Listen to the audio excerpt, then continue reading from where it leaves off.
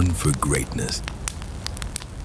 Before Julius Caesar, before Napoleon, there was a boy from Macedonia who believed he was destined for greatness.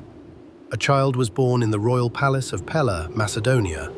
It was 356 BCE and the world was about to change. His father, King Philip II, was a brilliant military strategist who transformed Macedonia into a rising power. His mother, Olympias, was a mystic, fierce, ambitious, and utterly devoted to her son. She told him he was not born of men alone, but of the gods. She whispered that he was the son of Zeus. From the beginning, Alexander believed he was destined for something greater. He was taught by the legendary philosopher Aristotle, who filled his mind with ideas of reason, virtue, and empire. More importantly, Aristotle introduced him to the Iliad. Alexander didn't just admire Achilles, he identified with him. He carried a copy of the epic everywhere, annotated in the margins, treating it as both scripture and manual. But this boy of books was also forged in fire. At 16, he crushed a rebellion and founded his first city. At 18, he led cavalry at the Battle of Chaeronea, helping his father defeat a coalition of Greek city-states. Then, everything changed.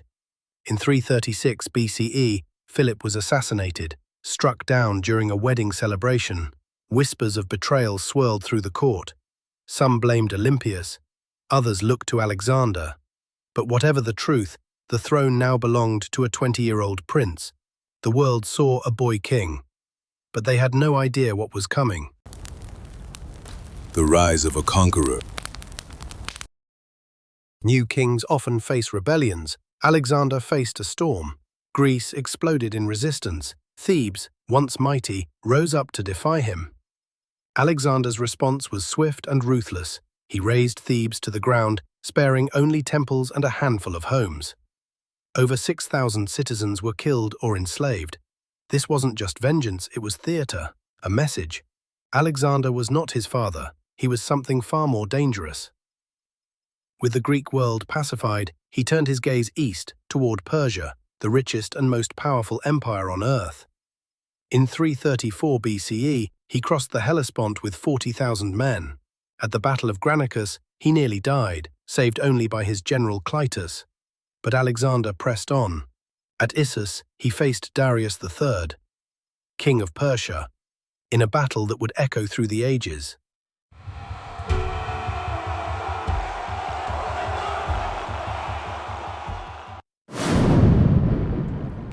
Alexander treated Darius's mother, wife, and daughters with dignity and honor, not out of mercy but strategy.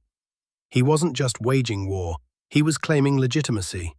He wanted the world to see him not as a barbarian invader, but as the rightful heir to empire. In Egypt, he was welcomed as a liberator. The priests crowned him pharaoh. At the oracle of Siwa, he was declared the son of Amun, the Egyptian god of gods. Alexander smiled. To the Greeks, he was a king, to the Egyptians, a god, and to himself, maybe both. At the edge of the world. By 331 BCE, the fate of Persia was sealed at the Battle of Gaugamela. Though vastly outnumbered, Alexander's disciplined army routed Darius once more. The great king fled, only to be betrayed and murdered by his own men.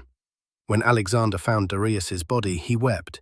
He had not just conquered an empire, he had become its master, but conquest only fed his hunger.